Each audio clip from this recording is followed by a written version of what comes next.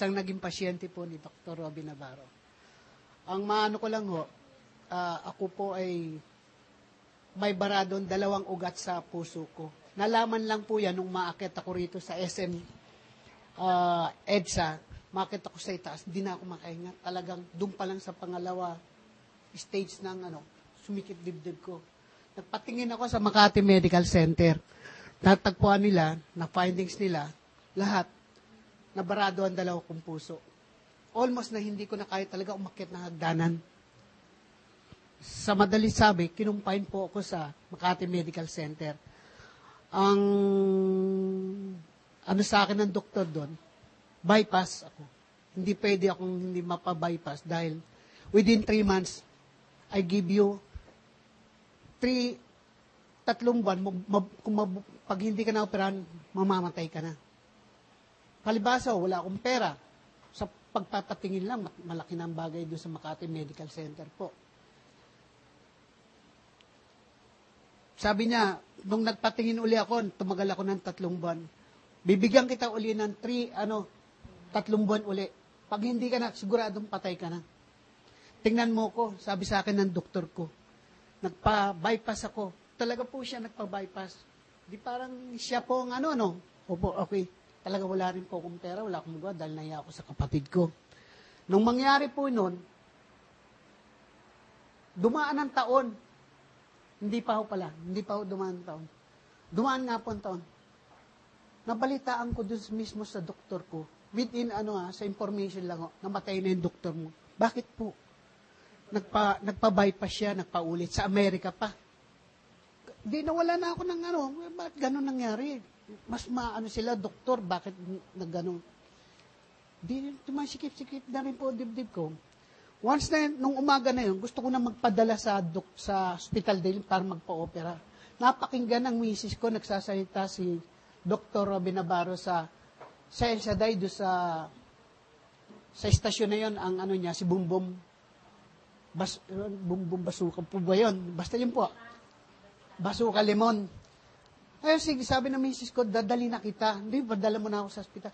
Within 2 hours lang, dadaling kita. Gusto ko lang malaman mo na Dito po, in-interview, dami ko. Parang ganito po.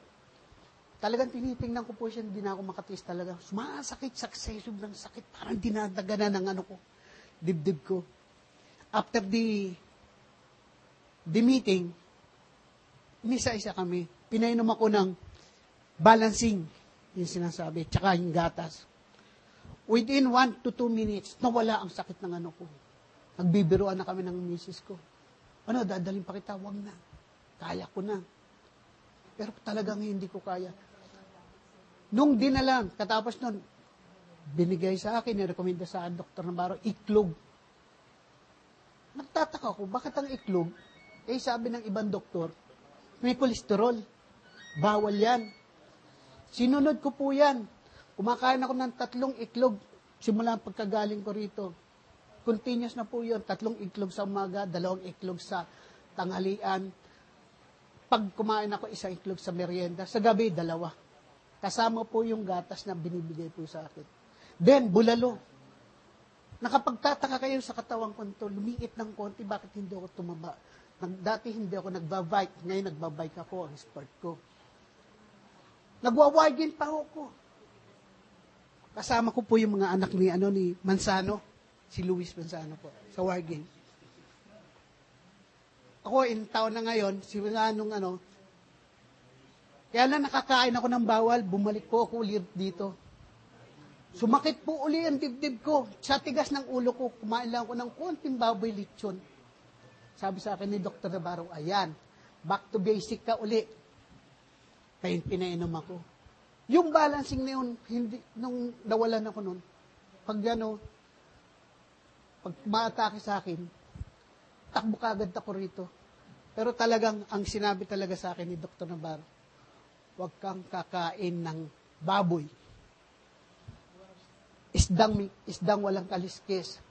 Tulya. Napakahilig ko niyan. Hipon. Pag kumain ako niyan, parang puputok ng ganito ko. Masakit na masakit. Simula ngayon, nung pagkagaling ko dito, hindi na ako kumain. Kahit baboy ilagay mo sa akin, kahit anong, hindi. Malagay mo pa sa akin ng bulalo, kahit taba, kakainin ko. Totoo po yan. Wag lang po, pag kumain ako ng baboy, talaga, parang pinipiga yung dibdib mo gano'n. Kala ko mamamatay na ako. Mahirap po, may sakit sa puso.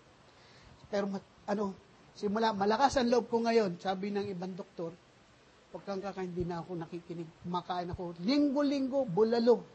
Ngayon, pupunta kami sa market, schedule ko, kumain po talaga. Ng bulalo talaga. Yun, iklog po, totoo po yan. Inano ko, siguro, yung doktor ko na yan, father ko, namatay rin sa sakit sa puso. Sa edad ko to, nalampasan ko yung edad ng father ko. 58 na po. My father died, 55. Sakit sa puso din. Yan lang po. Maraming salamat po sa testimony ko po. Maraming salamat, Dr. Navarro, kandidato.